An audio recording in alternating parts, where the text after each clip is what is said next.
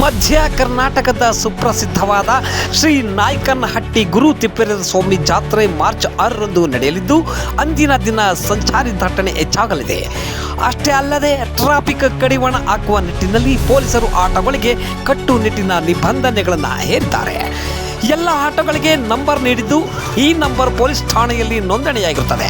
ಪರವಾನಗಿ ಇಲ್ಲದೆ ಸಂಚರಿಸುವುದು, ಅತಿಯಾದ ಪ್ರಯಾಣಿಕರನ್ನು ಕೂರಿಸುವುದು, ಶಾಲಾ ಮಕ್ಕಳನ್ನು ನಿಯಮ ವಿರುದ್ಧವಾಗಿ ಸಾಗಿಸುವುದು ಸೇರಿದಂತೆ ವಿವಿಧ ಉಲ್ಲಂಘನೆಗಳ ವಿರುದ್ಧ ವಿಶೇಷ ತಪಾಸಣೆ ನಡೆಸಲಾಗಿದೆ.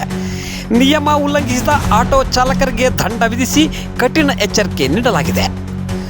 ಸಾರ್ವಜನಿಕರ ಸುರಕ್ಷತೆ ಮುಖ್ಯವಾಗಿರುವುದರಿಂದ ಸಂಚಾರಿ ನಿಯಮಗಳನ್ನು ಕಟ್ಟುನಿಟ್ಟಾಗಿ ಪಾಲಿಸಬೇಕು ಎಂದು ನಾಯಕನಹಟ್ಟಿಯ PSI ಪಾಂಡುರಂಗಪ್ಪ ಸೂಚನೆ ನೀಡಿದ್ದಾರೆ.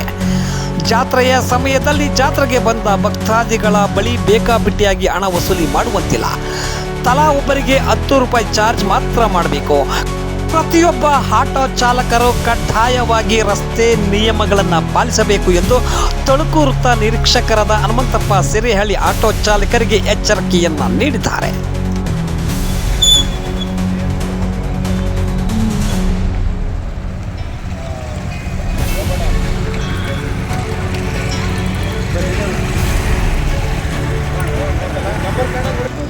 ಘಟನಾ ಸ್ಥಳಕ್ಕೆ ಜಿಲ್ಲಾ SP ರಂಜಿತ್ ಕುಮಾರ್ ಬಂಡರು ಹಾಗೂ ಪೊಲೀಸರು ಭೇಟಿ ನೀಡಿದ್ದು ಪರಿಶೀಲನೆಯನ್ನು ನಡೆಸಿದ್ದಾರೆ.